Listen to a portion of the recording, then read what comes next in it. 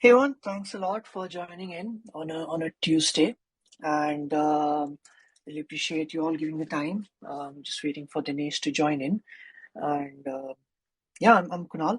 I'm going to be hosting this session, and since CFPs, a lot of folks ask about it, uh, about like what are some of the best practices, and we have Sayam joining us as well from Civo.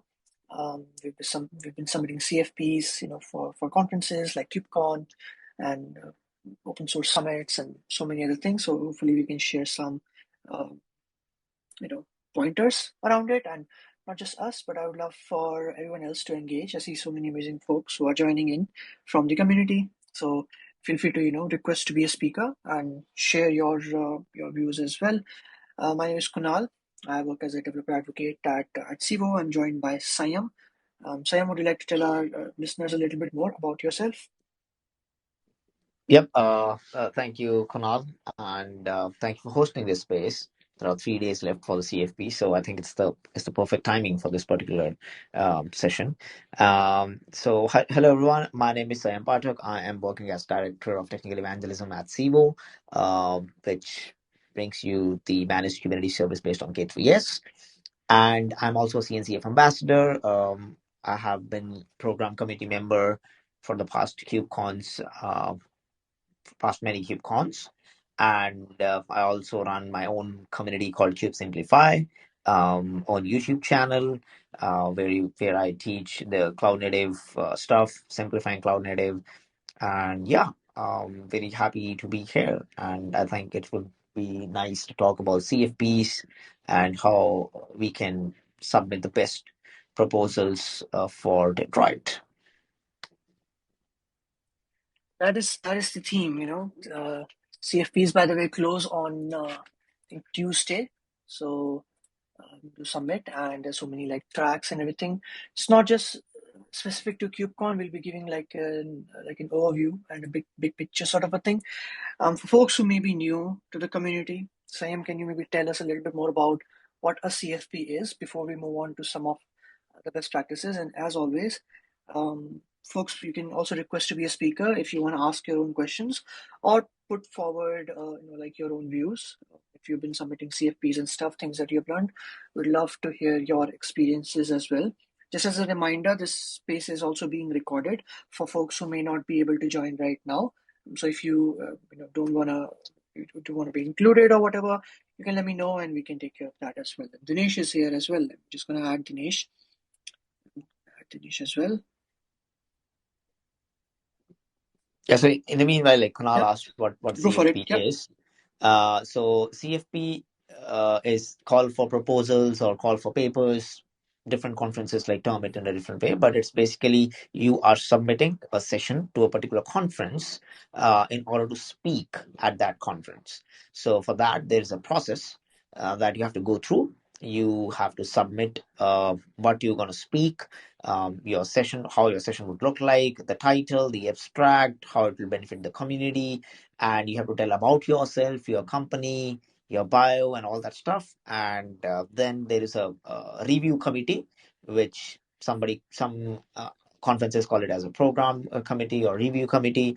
They will review your submissions, and then at a certain date, they will kind of publicly announce the schedule for that particular conference, and you would get an individual email if you are selected or not. So that's what call for proposal is. Each and every conference is done by the industry experts who kind of submit the proposal. It goes through the complete process, it gets selected, and then only they are on the stage. So that's what a CFP is. Thanks for sharing, Sayam. And we have Dinesh joining us as well. Dinesh, would you like to tell our listeners a little bit more about yourself? Yeah, hi everyone. So I'm Director of Innovation at Civo, responsible for a lot of the technical solutions that we put out, some of the platforms that we work on. Been doing a few CFPs recently for KubeCon EU that just happened. I was on a couple of panels. Also been submitting a lot of CFPs for some of the other events that happen around the UK and have given a few talks there. Amazing. Well, thanks a lot for joining in. And as always, as a reminder, folks, you can request to be a speaker, share your views, and ask your questions. So, starting with the CFP part, I'd like to kick this session off with when we talk about conferences. I think it's extremely important to read thoroughly the instructions that have been provided to us by the organizers, right? So, when we talk about submitting CFPs, what are like the first steps that you focus on? Let's start with Dinesh. So, for example, you want to submit a CFP. What are some of the how do you get started? Yeah. The first sort of thing is looking at the event itself. So what is the topic of the event? Is it DevOps focused? Is it general Kubernetes focused? Is it another topic? So really looking at what the event is trying to get out there for their community, and then thinking about your experiences of what you feel you can contribute in that space. If it's a DevOps event, there's no point submitting something about application coding in like deep Rails stuff. So trying to find something that's relevant to the event that's happening.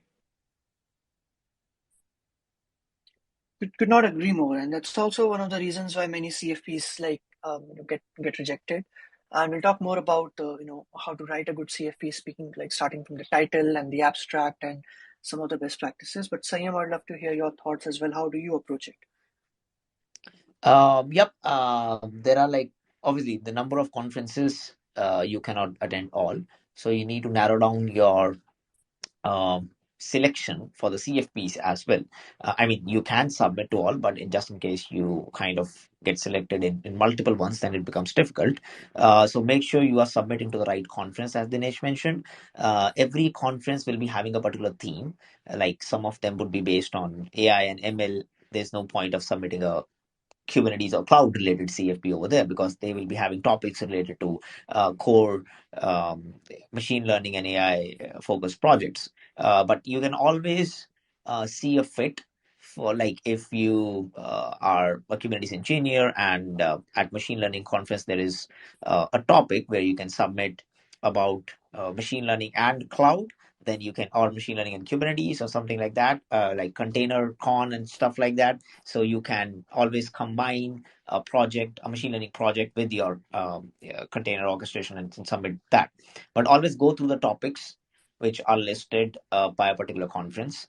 See if your expert area fits in that particular topic, and see the audience that it is targeted to. Sometimes a conference is targeted to a business oriented. Sometimes it is targeted to only tech oriented. So you need to kind of analyze the focus area where the conference is targeted to which audience it is targeted to, and then you kind of pick those conferences and brainstorm the ideas. That comment about audience is really interesting as well, and really something you need to get a handle on with the CFP, because it's not only the audience and what they're looking for, it's what their technical level is as well.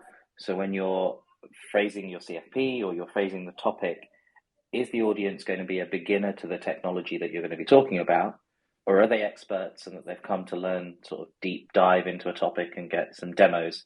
The paper that you submit will depend on those, and your likelihood of being accepted will depend on that. So if it's a beginner conference and you're talking about something really deep technical about machine learning, you're not going to get accepted.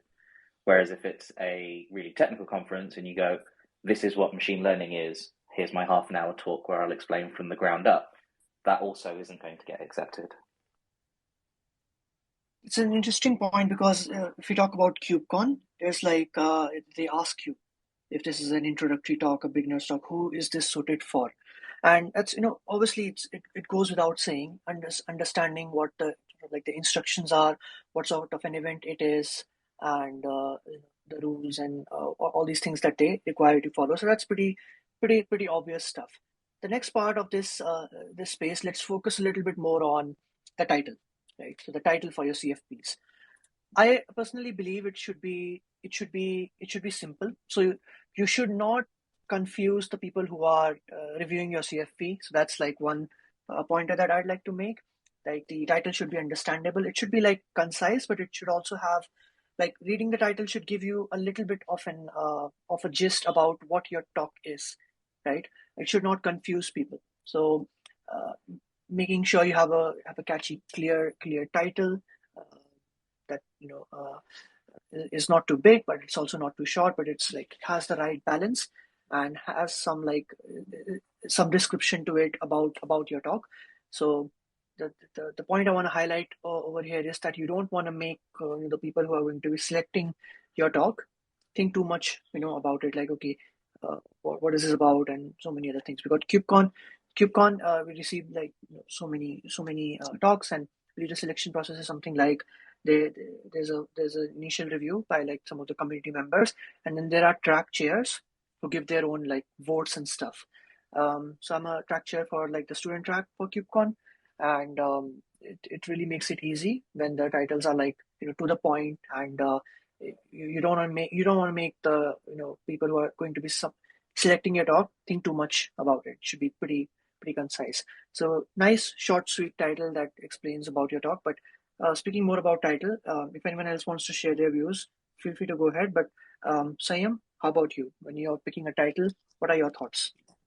I think you covered it pretty well on submitting a title.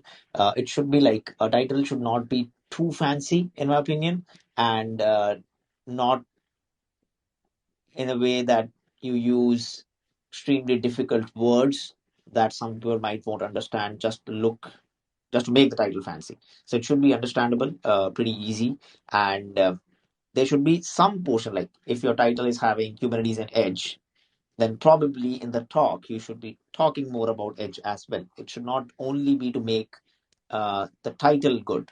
So your talk or the abstract should reflect what you have put in the title. Because sometimes what I have seen is the title is too fancy and there is only half or even 30-40% of what the title is in the abstract, which is not good. So at least you put the title and you're 100% using everything from the title in the abstract. The other part of the title as well is that assume that it does get accepted. And if you're at a big conference, I know we keep talking about KubeCon, but it's the one we've all just been to. But your talk is up against 6-7 other talks in that one slot, and there could be 100 talks on a single day. So you need to make sure your title is easily scannable by the audience, and they know that what they're going to learn from the title, what they're going to get out of the title.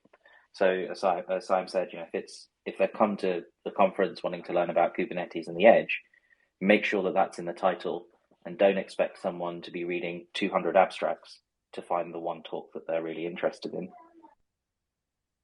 Yeah, because if they're reviewing hundreds and hundreds of CFPs, for example, and they are not able to figure out or by reading the title or like the abstract or whatever that what this talk is about, folks are not going to put in like that much effort because they are on a deadline. They have so many hundreds of applications to review or whatever. But yeah, making it stressing on the point again, making it easy for folks to understand what your session is all about. But if anyone else has any pointers related to the title for your talk, feel free to add on. And, you can request to be a speaker. Let's move forward now with the abstract. So I'll give my views like later on, but going in the same order, Sanyam, would you like to start us off with when you're submitting a CFP, how do you structure the abstract of your talk? Because that's one of the most important part. Yes, so abstract is the only way that you can express what your talk is gonna have in it. So, like mostly you have around 1,000 or roughly around 1,000 characters that you can put your talk in. So you have to put, you know, all the details that you are planning to put in the talk, put in those 1,000 characters. Because if from reading the abstract, I'm still not clear what you have to say or what you will be presenting during the session, then it's a complete no. So by reading the abstract, I should exactly know what you on the stage are going to say. So if you are writing from the writer's perspective, it will be like, I have to portray in such a way that I'm telling the reviewer all the things that I will be telling in this particular session. So it should be super clear for the reviewer to understand this particular section will be covered, and in this particular way, will there be a live demo or not? What all stuff it is there, what all projects that I'm using, how I plan to organize this particular session. So what will be the flow of my talk, and so also it the many of the guidelines in the submission and the conferences, they also have you have to write an abstract in third person form. So all those things also have to be taken into consideration, because if it's specifically mentioned a particular form in which you should be submitting an abstract, then probably you should follow that standard. And all in all, your abstract should be so clear that it exactly depicts what you are going to say on the event day. And it should be clear not to you, it should be clear to the reader. So once you write the abstract, read it from the reader's perspective, how it is coming out. And that is how you keep on polishing your abstract. So first you come up with a rough draft. You kind of then change the sentences, do the word checks using different software tooling, make sure your grammar is all correct, that your writing sentence making is fine, and then you reread it, and then you repolish it until it becomes a perfect fit according to you. So I think that would make I mean, you should feel happy with your abstract, that you have conveyed everything that you would be wanting to put on the stage.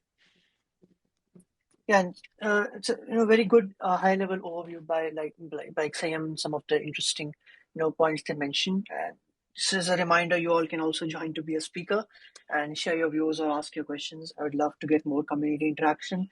KubeCon is coming up. I recognize so many familiar faces. So yeah, do request to be a speaker, and yeah, feel free to ask your questions. So when I talk about abstract, it's like how do we do this? So my approach is it's pretty simple. I have devised like a format when I'm submitting CFPs. So I've submitted like I got accepted like KubeCons, Open Source Summit, Container Days, so on and so forth. Most recently KCD Berlin, so I'm excited for that next month. An abstract, you can think of it like you don't have you should not give away like everything that you're going to be covering in a talk, because if you give away everything you're going to be covering in the talk, then why would anyone want to attend? Everyone would know, like it's not like a shorter summary of your talk. It's more like you can think about it as a trailer for a movie, right? You want to make, you have movies and you have trailers, so sort of like that.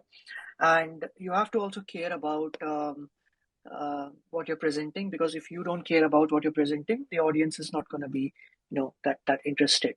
So I think I read this somewhere else as well, that good CFPs are often that also have like a story sort of a thing associated with them. I think that's a good way to approach it. And speaking of abstracts, it's mostly like I think 1200 or something words or something, 800, 1200, around that. So you can think about it like 2 to 3 or four paragraphs. So you can start with like if I just pull up my container days submission over here. So here I submitted about Kubernetes cost monitoring best practices. So I just mentioned about the scenarios and what the struggles that companies face, or with their cloud budget or whatever. For example, I gave a few examples around it, how this is happening. And then I mentioned what I'm going to be covering in this talk. So like some of the best practices, and how is it actually going to help folks, and what all additional things that I'm going to be covering. And I always close with some sort of action items that makes folks, want to attend your talk. Like you're not giving it away, but you're like, you can attend the talk and, you can find out or whatever. So you can create that suspense around that as well. So you can always end with some sort of like a call to action, like this is what we will be covering. So I would be sharing some of the best practices to reduce the cloud spend and increase the awareness within one's organization. That's what I wrote. So I've given them some hint that I'll be sharing some best practices, but in the abstract I've not shared what are the best practices. For that they have to join my talk. So that's sort of like the approach. Like start with the story, why do you care, so that the audience would care, and in the end you can end with a call to action or whatever. Dinesh, would you like to add on to it? No, I think some really good points. The idea of this a story is really a nice way of looking at CFPs in general, and the whole process about giving a talk. Of you're there to tell a story because people like hearing about stories. It's the way that humans have told stories for so long and passed on information between you know uh, it's all story driven. So coming up on stage and shouting a load of facts at someone, they're not going to be overly interested. Whereas if you can tell a story about a problem or a group of people and how you've come together as a company to solve something and share that, it's a much more compelling paper because it's a much more compelling talk that you're going to go and give. So that idea of a story is really, really key, and people should take that away. I'd say the other thing as well is that a call for paper shouldn't be taken lightly. It's not something that you can get together and put out in half an hour. You really need to know what you want to say in your talk. You need to have almost written the slides, whether that's really or in your head, you've outlined every single slide and what your talk is going to cover, so that when you're writing these titles and you're writing these abstracts, it should be really, really easy because you know what you're going to say if you were accepted. Amazing. Thanks for sharing, Dinesh. One more point I'd like to make specific to like KubeCon, I think, and it also holds true for other conferences. Make sure your submission is not a talk that has already been done before. If it is something similar to that, you can mention how it is different. So if they find that the talk something like that has already been done before, it's most likely going to get rejected. So make sure you keep that in mind. I mean, obviously, titles and like topics can be same. It's not like you have to it should be totally entirely new, but some sort of new aspect should be there. You should mention in your CFP how it is different than something that has already been done before. I think it's like it should not be presented in the past 1 or 2 years or something. I'm not sure what the timeline is, but you can check that. Yeah, that was about the abstract part. Dinesh, go ahead. I was just going to say as well is that looking through the listeners, we've got Kai listening at the moment, and I use Kai really heavily when I'm writing CFPs because Kai's grasp of English is great. He's got a great sense of humour, and I can bounce ideas off him of what he would like to hear and how he would change the abstract. So I'd suggest people find a Kai. Don't use my Kai because he's mine. You can't take him away from me. But find someone like that you can bounce ideas off. You can get them to review your abstract and see it from a different viewpoint and use them as part of your edit process to get your CFP finalized. I think that's a great next point, which is asking for feedback. So, one nice point mentioned by Dinesh, which is ask for feedback and submit multiple times. Try out different, like strategies or whatever. Like for example, I just shared mine for the abstract and title. Sayam and Dinesh they also shared there. So try it out at various CFPs and see what works for you. So far we have discussed for folks who are joining in recently about the prerequisites like reading about the rules of the conference or whatever.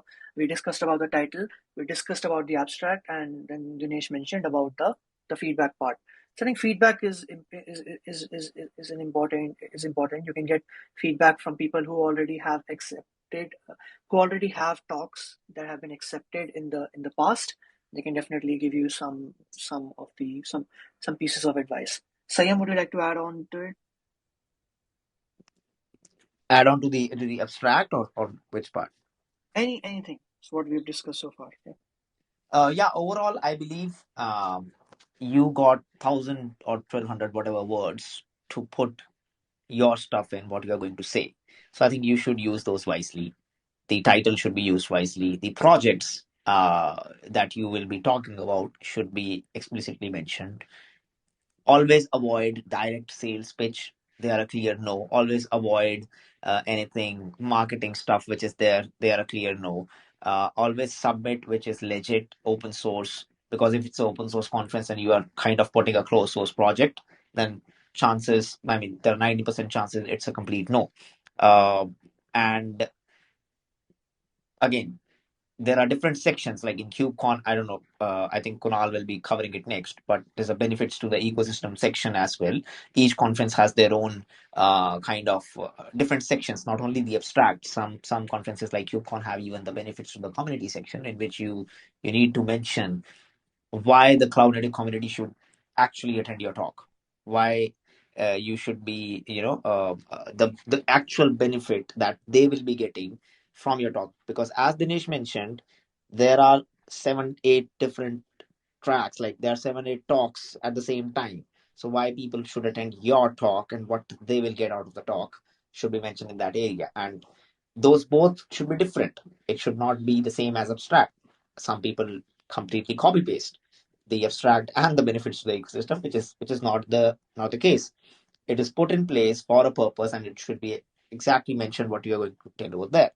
And feedback, I think many people openly say that they are available to give feedback on your proposals.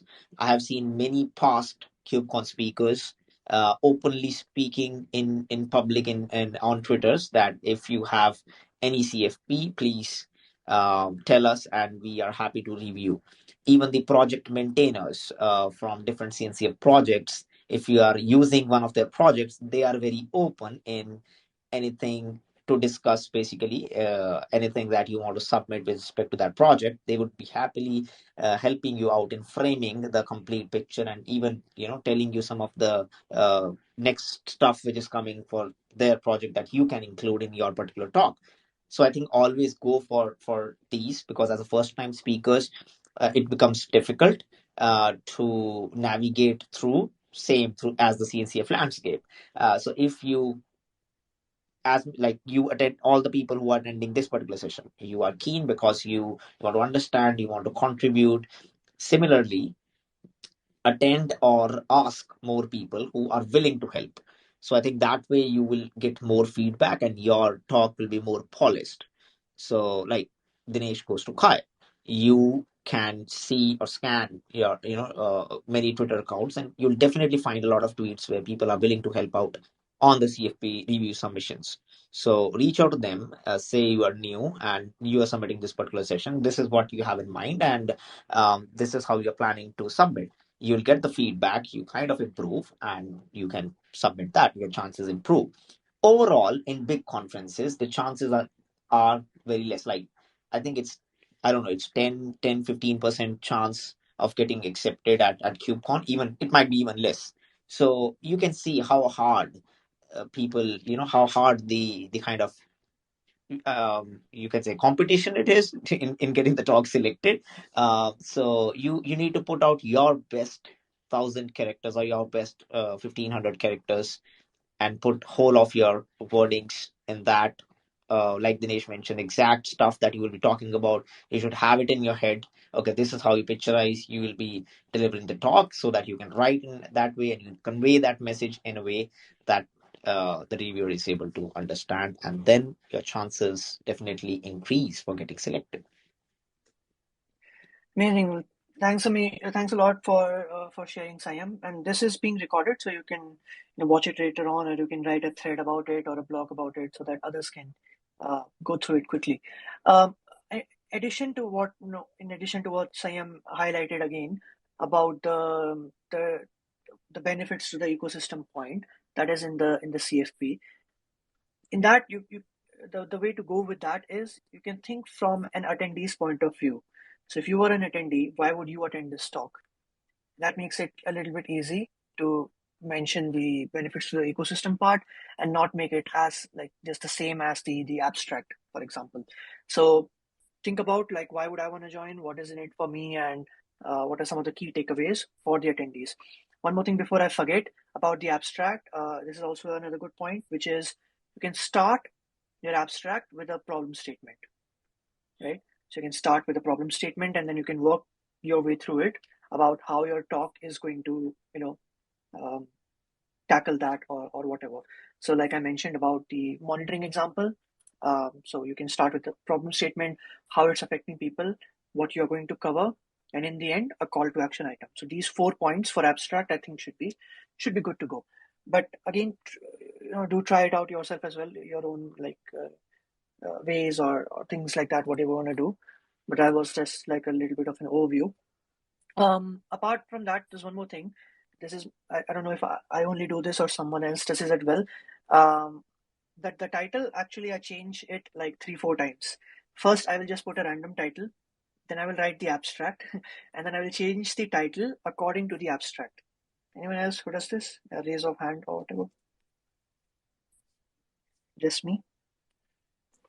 I think it's just part of the whole editing process of editing process. Yeah, and just getting it, not perfection, but you're just constantly changing it and reviewing it and updating it to fit what you want to say, because you might have an idea of what you want to say, but as you start writing your abstract and you start writing the problem statement, you might realize that the title needs to change to now reflect what you want to share with the community. Couldn't agree more. So yeah, if anyone has any questions or they'd like to join the stage, feel free to request to be a speaker, share your views, or ask your questions. Yeah. I guess Kunal Siam, question for you is seeing these hundreds of CSPs across your desk for, is it the student track? What do you look for? What makes the CFP stand out to you on the other side of the desk? So definitely has to be relatable to the track. And in KubeCon, there's a nice thing. If you find that a particular submission is not really going with the theme of the track, then you can recommend that submission to the theme of like some other tracks. But definitely, like it should be there with the track, and it should be clear like what the talk is all about. There's also this rule that please make sure you don't accept talks that have already been conducted in the past few months or in the last previous KubeCons. And I personally heavily focus on the benefits to the ecosystem section. I mean, the abstract and everything is great, but I focus more on like the why would someone want to attend? What are they going to get out of this talk? And is it something that I can just find, like on online or whatever? Because when it comes to like CFPs and events and conferences, people are there to listen to other people's experiences, other people's thoughts and views. I think like that narrows it down like pretty well. Obviously, like one more thing we'll talk about after this is the speaker bio, right? And let's start with that itself. But before that, like Sayam, maybe you would also like to add on to Dinesh's question. Yeah, so every year or every KubeCon, we get a particular section or a particular topic to which we get the CFPs, and we can volunteer basically for how much we want to do, and depending on that, we get the amount. So like previously, I think I reviewed more than 100 CFPs, and everyone has their own way of doing it. How I do it is I go through first all the 100 submissions at once, just read them, not from the selection point of view, but from a point of view that anything is sales or marketing. So I just read all the abstracts, and that some of them, like not some of them, at least 20% of them would directly give me a feel that it's a sales pitch or it's a closed source project that they're talking about, and it's a complete no. Then I start to kind of review it individually, and in that, if person has not mentioned a benefits to the ecosystem section or just gave a one liner, that is a complete no.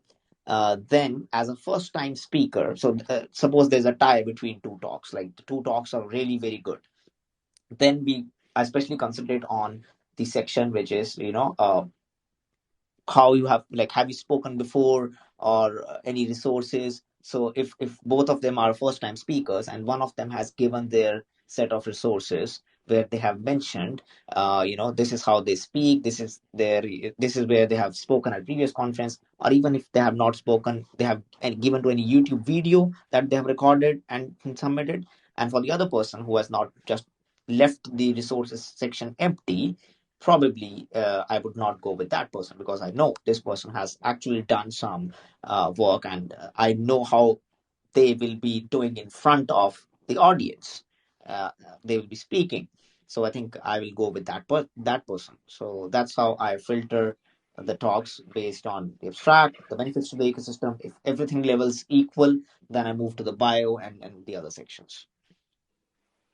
How does that work with like first-time speakers? Because I've always thought and looked at it that you'd be encouraging new speakers to get to KubeCon, but the way you phrase that, Simon, is that you're looking for someone that may be a first time at KubeCon, but has experience delivering content, be that on YouTube or other events. How would you kind of approach that first time speaker checkbox for KubeCon in particular? Yeah, so most of the first time KubeCon speakers would definitely, what I have seen, they usually submit with the person who has spoken at conference before, so that they only help them in kind of structuring the talk well, and then they get on the stage as well. But it's totally okay if you yourself or a couple of people want to submit as first time speakers. Just make sure the resources section is used pretty well, because while reviewing, as a reviewer, I would not know if you have ever spoken at any conference.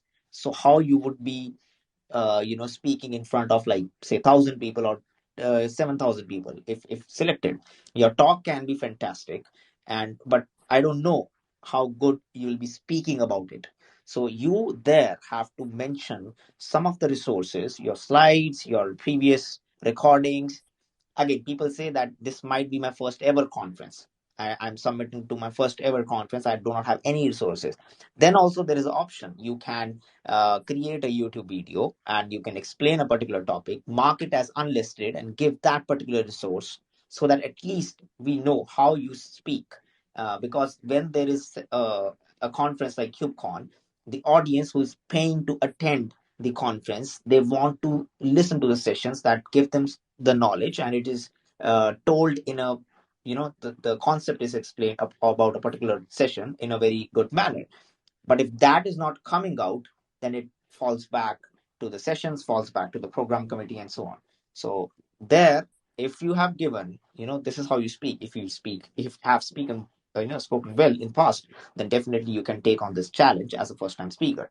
But as a first time speaker, always try to, network with other folks who are submitting, reach out to them and submit as a co-speaker. Your chances definitely increases.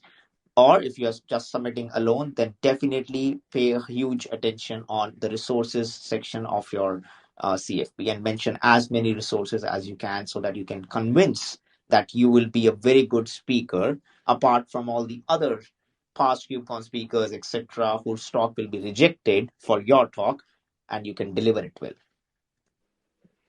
So it sounds like a balance that you're looking for. There's a certain number of new speakers that you do want to get at KubeCon and talk at KubeCon, because obviously it's a growing community, and getting more people up on stage to share their experience is great. But there's that balance of making sure that either KubeCon's not going to be embarrassed, maybe not the right word, embarrassed, but you're not going to be put up on stage and flounder. So using things like YouTube videos or other talks that you've given. You're right. You don't want to be the first talk you give is KubeCon in front of 7,000 people. That'd probably scare anyone. Yep, I think that depends on the track chairs. I have not opted for track chairs because I think track chairs gets the exact thing that you're talking about. What percentage of diversity you have to select, what percentage of XYZ you have to select. Obviously, like Kunal was a track chair, so he can tell more. So I think you get a percentages over there, where you have some sections of a particular domain, of a particular diversity section, that you need to kind of select from the selected talks. That is true. So as a track chair, you get like, you're required. It's mandatory to like. This is also good for like folks who are listening who may not have submitted a CFP or spoken at a conference before, like at KubeCon before. That we are required to select a few folks who are first time speakers, for example, and just to maintain the diversity and inclusion at the conference. So definitely first time speakers and people of color and all the other diversity related things, we are required to, like, a few slots are allocated for them. So if you are a first time speaker, definitely definitely apply. If you're a student, apply to the student track. The deadline is I think third or something, second, third. Third, yeah. Friday. Next week, Friday. Yeah. Yeah, so you have to. That's true. Good point raised by Dinesh and Sayam. As a like as a structure, you have to give those people like a slot as well. So someone joining in. Nal, how's it going? You can ask your question. Am I audible? Yes, Yeah, yes. thank you so much. And hey, everyone, thank you so much for organizing this space on this particular topic. Really helpful points by everyone. So thank you so much. And my question is basically, a point was actually mentioned earlier about, selecting the topic of your talk according to the theme of a conference we're applying to, right? So would this approach help, like wherein we are actually preparing a generalized topic for applying to any conference? So, for example, Kunal, you have a topic like select scaling communities to be more inclusive, and I think this topic fits a lot of student-centric conferences. So, with every conference, should we prepare a new and fresh topic according to the theme, or we can have like some generalized topics pre-prepared and like ready to apply? I hope the question made sense.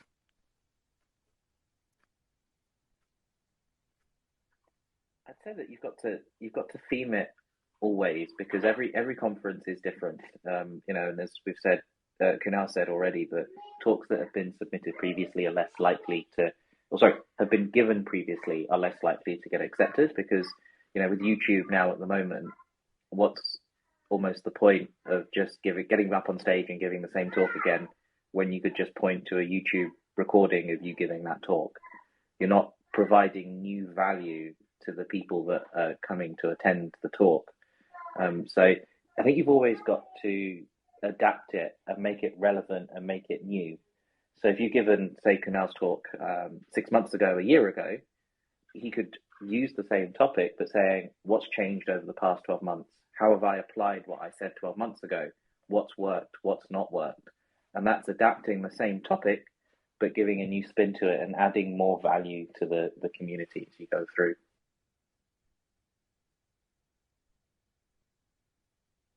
Yeah, absolutely. Thank you so much for answering. That clears it.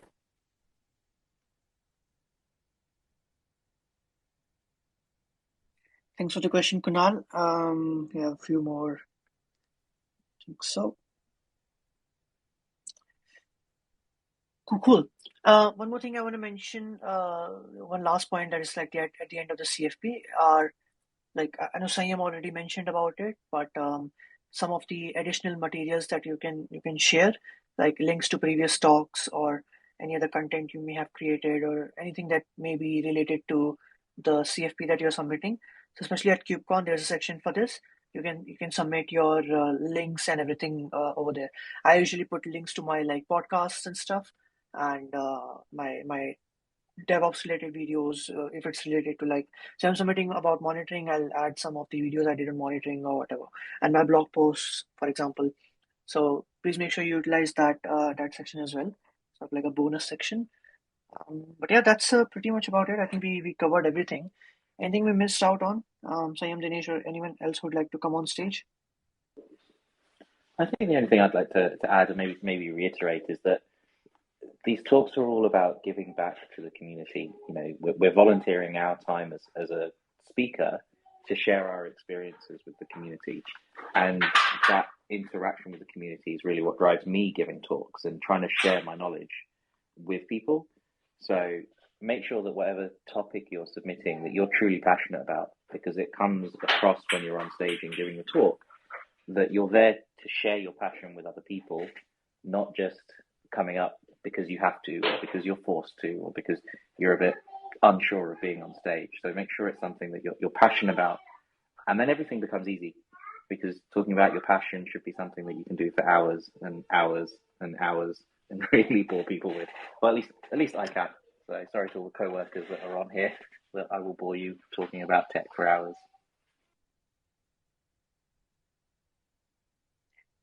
Amazing. Thanks for sharing, Dinesh. Sayam, do you have any closing remarks? Yeah, I think what Dinesh mentioned is absolutely right. It's not like KubeCon or any conference, any big conference that target is not only the end game. There are many great people who do not even submit the talks, and they just are happy with the work, with the tech stuff that they are doing. This is what you are actually doing to put your expertise, your passion with the community, in the community, be in that space, tell about your learnings. So sometimes there are case study talks. So those are related to like how a particular XYZ organization achieved like 1,000 Kubernetes cluster scaling. So they want to share that journey with the community. So that is why they have, submitted the talk. So make sure you have the right passion and you want to convey the right stuff to the audience, and you can connect to the audience. So that connect is very important, and rest everything will fall in place automatically. That passion comes across in the CFP submission as well. If a very dry CFP is likely to be a very dry talk, whereas you can almost feel the passion falling off the page when you write it well, when you're talking about something you love.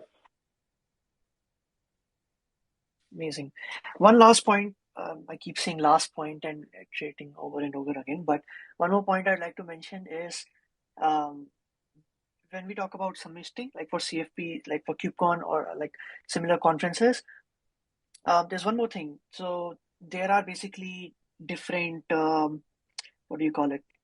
Different time limits. So like lightning talks and workshops and presentations and so on and so forth. So you have to think about, should you submit like for 20 minutes or 40 minutes or 60 minutes or whatever, depending on the conference or what they offer. So you have to think about that as well. Like, what's the appropriate amount of time? Is it better for a lightning talk? Is it better for like a dedicated presentation or whatever? Cool. It's basically about it. And if you get rejected, that's fine. Don't don't worry about it. And one last, one more point is, I think it was raised previously or not, I can't remember now. Don't submit too many CFPs to just one conference. I think KubeCon has a limit that you can only submit one panel and one solo. So don't submit too many to just one event. That's basically about it.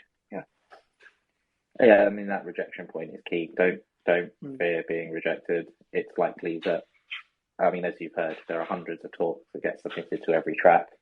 And if you get rejected, that's fine. It's not a reflection on you. It's a reflection of the quality of all of the other talks that are there.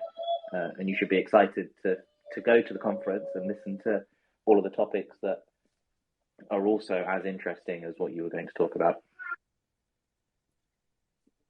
Yep, amazing. Well, thanks for joining.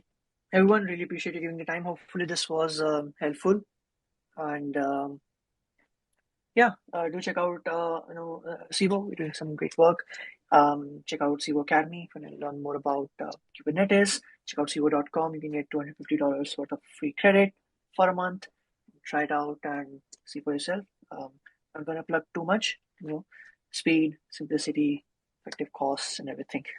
Check out civo.com if you have any questions. Anytime you can reach out to us.